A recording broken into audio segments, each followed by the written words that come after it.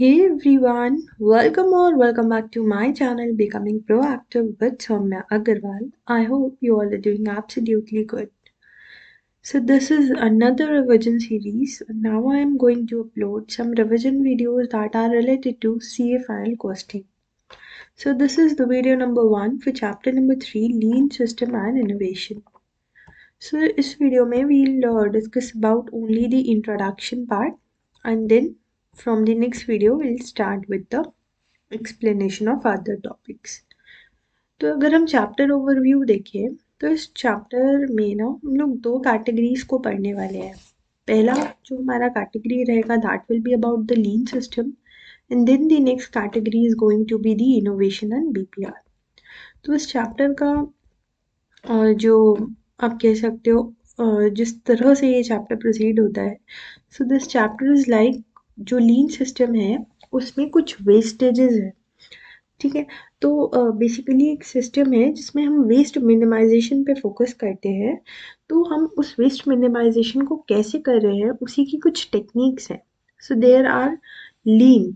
Okay, तो ये आपके 6 टाइप्स ऑफ लीन्स हैं. ठीक है, और 7 टाइप्स ऑफ वेस्टेजेस हैं जिनको मिनिमाइज करना होता है. एंड इस तरह से जो है ये हम एक एक जो टेक्निक है ये पढ़ने वाले हैं. उसके बाद में जो हमारा नेक्स्ट कंसेप्ट्स रहेंगे इस टॉपिक में that will B the innovation and business process री इंजीनियरिंग पार्ट. ठीक है, तो इस तरह से हमारा चैप्टर प्रोसीड करेगा. So first let's have a introduction that what is lean system. तो लीन सिस्टम क्या होता है ना, ये एक ऑर्गेनाइज्ड मेथड होता है वेस्ट मिनिमाइजेशन का. लीन सिस्टम क्या होता है, एक ऑर्गेनाइज्ड मेथड होता है वेस्ट मिनिमाइजेशन का without sacrificing productivity within a manufacturing system. Say for example, if a machinery is producing 7 units, ठीक है, अगर कोई मशीन 7 यूनिट्स को प्रोड्यूस कर रही है लेकिन उसका वेस्टेज जो हो रहा है वो बहुत ज़्यादा हो रहा है, तो वो प्रोड्यूस तो अभी भी उस 7 यूनिट्स को ही करेगी लेकिन जो उसके वेस्टेजेस हो रहे थे while production that will be reduced. तो उसको कैसे रिड्यूस करना है, उसका कैसे उसको मिनिमाइज करना है, उसका एक ऑर्गेनाइज मेथड होगा लीन system.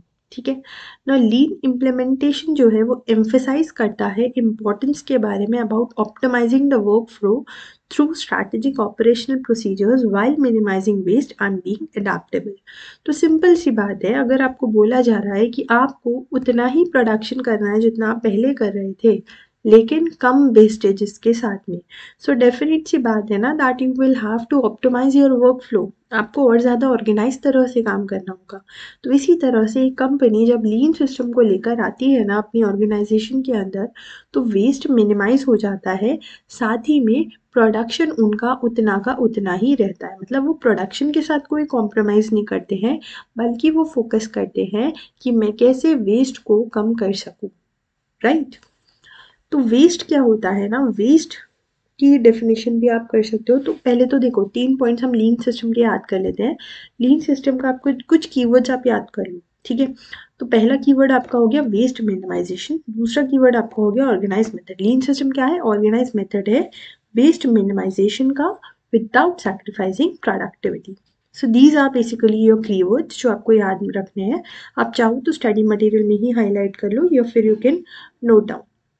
Then your fourth keyword is going to be the within a manufacturing system. तो मैन्युफैक्चरिंग सिस्टम आपका फोर्थ कीवर्ड हो गया. तो क्या, organise method, waste minimisation without sacrificing productivity, manufacturing system. तो लीन सिस्टम क्या होता है, एक ऑर्गेनाइज मेथड होता है जिसमें हम वेस्ट को मिनिमाइज करते हैं, प्रोडक्टिविटी को सेक्रीफाइस नहीं करते हैं. और ये किस में हो रहा है, ये मैन्युफैक्चरिंग सिस्टम में हो रहा है जिसके अंदर प्रोडक्शन हो रहा है. राइट, तो एक ऑर्गेनाइज मेथड होता है. नाउ वेस्ट क्या होता है, वेस्ट की डेफिनेशन होती है, वेस्ट इज एनी स्टेप और action in a process that is not required to complete a process successfully. That means उसकी ज़रूरत नहीं है, उसकी ज़रूरत नहीं है किसी भी प्रोसेस को कंप्लीट करने के लिए, लेकिन वो एक्शन, वो स्टेप हो रहा है, वो हमारे प्रोसेस में आ रहा है जिसकी हमें ज़रूरत नहीं है, और उसी चीज़ को हमें क्या करना है, लीन सिस्टम से मिनिमाइज करना है. Right, so what is waste? Waste is any step or action in a process जो प्रोसेस है उसके अंदर कोई भी ऐसा स्टेप या फिर एक्शन जो कि रिक्वायर्ड नहीं है, that is not required to complete a process successfully, that means वो नॉन वैल्यू एडिंग होता है। जब हम वेस्ट को रिमूव कर देते हैं तो फिर सिर्फ और सिर्फ क्या बचता है, जो हमारे वैल्यू एडिंग के स्टेप्स होते हैं, वैल्यू एडिशन के प्रोसीजर्स होते हैं, वही हमारे बच जाते हैं, राइट और फिर हमारा क्या होता है, एक सक्सेसफुल प्रोडक्शन होता है। सो जिसको भी हम लर्न कर लेते हैं फटाफट से, what is waste? Waste is any step और action in a process that is not required to complete a process successfully, right. So इसको हम क्या बोलते हैं, non value adding. Now there are 7 types of waste. तो 7 types of waste के लिए एक कीवर्ड आप याद कर सकते हो, नॉट कीवर्ड, निमोनिक आप याद कर सकते हो, एक शॉर्ट वर्ड है, दैट इज टिमवुड। टिमवुड का मतलब क्या हुआ? टिमवुड, अभी मैं यहाँ लिख देती हूँ, ये संकल्प कांस्तिया सर की वीडियो से मैंने देखा था, तो क्रेडिट्स इसके उनको जाते हैं इस वर्ड के, राइट। तो टिमवुड। नाउ टी से क्या मतलब हुआ? टी से मतलब हुआ ट्रांसपोर्टेशन। तो ट्रांसपोर्टेशन में क्या हुआ, वेस्ट हमारी ट्रांसपोर्टेशन में कैसे हो रही है?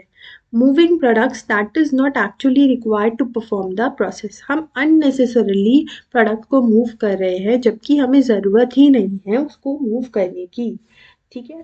तो हम क्या करेंगे, अगर वहाँ पे ट्रांसपोर्टेशन ज़्यादा हो रहा है तो हम क्या करेंगे, जो भी अननेसेसरी मूवमेंट हो रहा है, ये तो आपको बता दिए कि ये वेस्ट हो रहा है। अब आप खुद दिमाग लगाओ कि अगर कोई प्रोडक्ट अननेसेसरली प्रोसेस में मूव हो रहा है, ठीक है, तो आप क्या करोगे उसको रोकने के लिए? डेफिनेट सी बात है ना कि उसको स्टॉप करोगे, उसको एलिमिनेट करोगे कि कोई भी अननेसेसरी मूवमेंट ना हो। तो अननेसेसरी मूवमेंट नहीं होगा, उसके लिए आपको क्या करना पड़ेगा? उसके लिए आपको जो आपका मेथड है, जो आपका ट्रांसपोर्टेशन का प्रोसेस है, उसको ऑर्गेनाइज्ड वे में करना होगा, जिससे कोई भी अननेसेसरली मूविंग ना हो प्रोडक्ट्स की, राइट। देन आई से आपका क्या है? आई से आपका है इन्वेंट्री। तो इन्वेंट्री का मतलब क्या हुआ? इन्वेंट्री आपकी किस तरह से वेस्ट हो सकती है?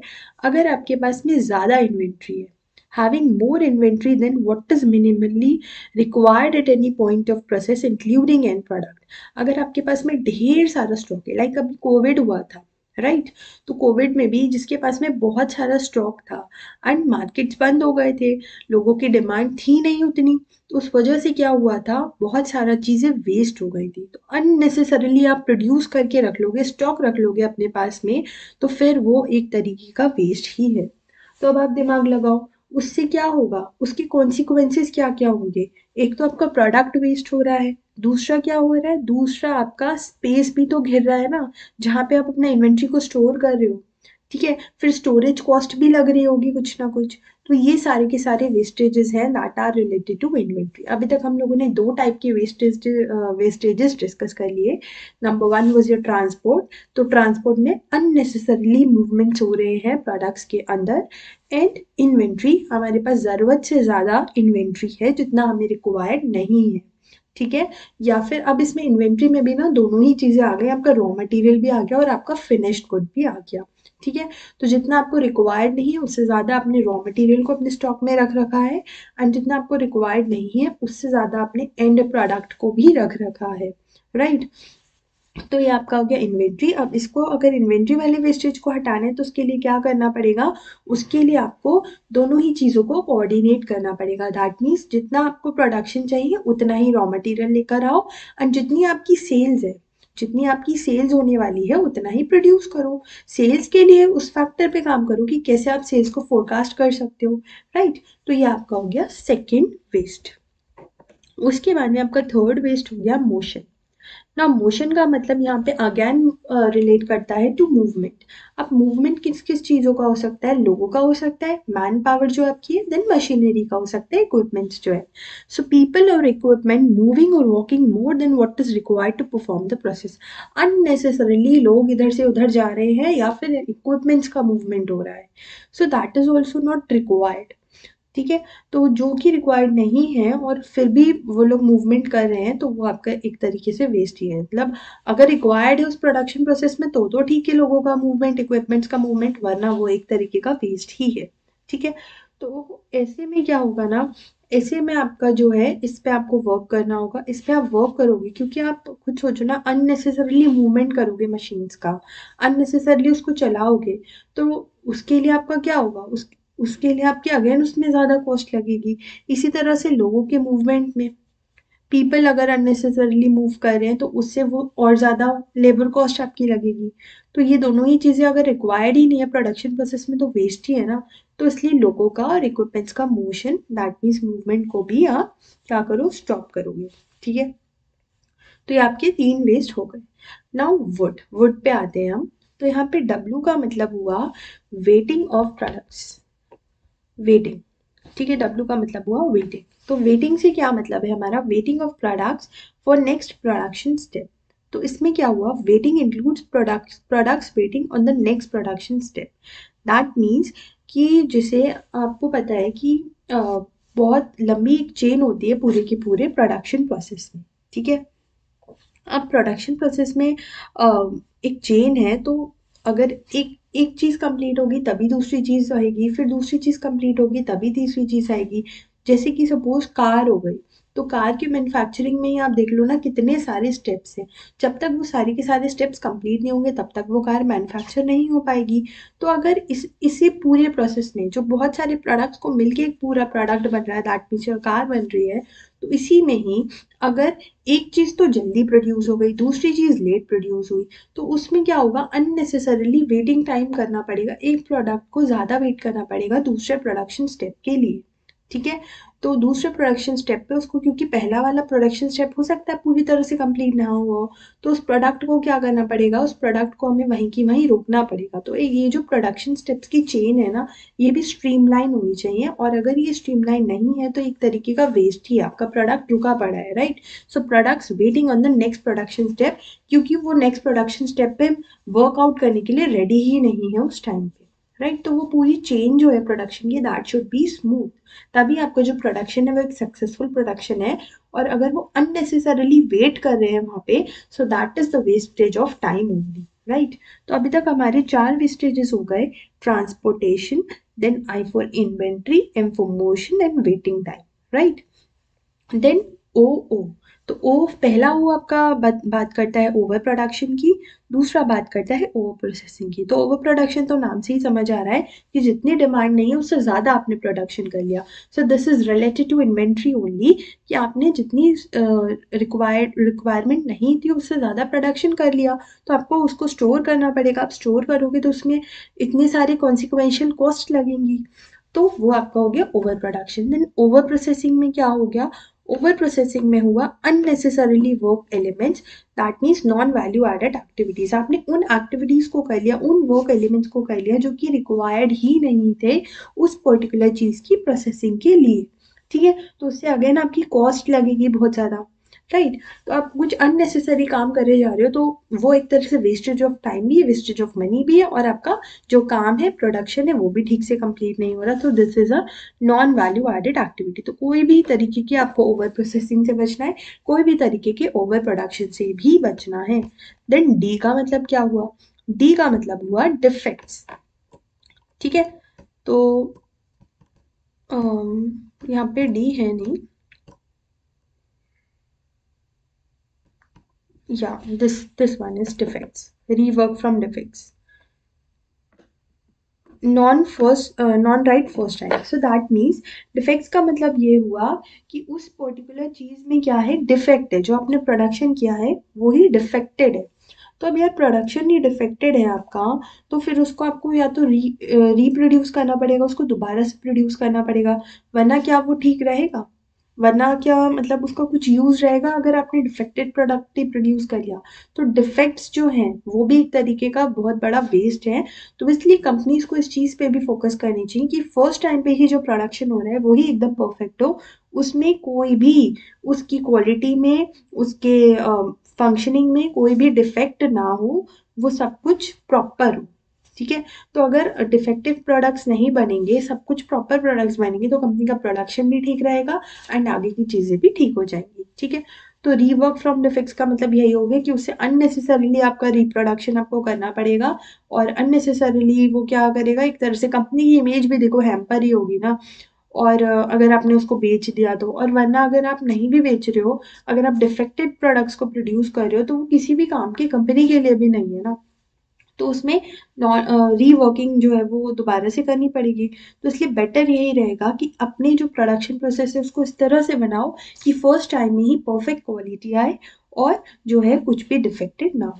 ठीक है, तो ये 7 टाइप्स के वेस्टेजेस हैं जिससे लीन सिस्टम से हम क्या करेंगे, रिमूव करेंगे। लीन सिस्टम क्या है? लीन सिस्टम है एक organised method for what? For waste minimization without sacrificing productivity, optimizing workflow within a manufacturing system. Right? तो आई होप कि आपको यहाँ तक जो है वो याद हो गया हो। अब बेटर ये रहेगा कि अगर आपने ये वीडियो देखी है ना तो इसको एक बार तो पूरा पढ़ लो यहाँ तक। ठीक है, 2 ही पेज मैंने अब तक पढ़ा है, एक ही पेज पढ़ा है बल्कि। तो इसको अच्छे से पढ़ लो और ये जो मैंने कीवर्ड्स हाईलाइट करे हैं ना, इसको क्या करो, इसको आप याद कर लो। ठीक है, तो उससे जो है वो आपकी ये वाला पर्टिकुलर पोर्शन तैयार हो जाएगा। So I hope that this video will be helpful to you, and जितना भी हो पाएगा थ्योरी पोर्शन आई ट्राई कि मैं यूट्यूब पे अपलोड करती जाऊँ, एंड लेट्स सी कि कितना हो पाता है ये। ठीक है ना, तो ये मैं अपने लिए पढ़ रही हूँ, means I am also preparing for group 2 only. तो ये एक तरीके का मैं सेल्फ रिविजन कर रही हूँ, but I am uploading in on YouTube कि हो सकता है कि किसी को इससे हेल्प हो जाए। So if you are really getting benefited out of it, do let me know so that I can upload more videos. So thank you for watching. Meet you in the next part.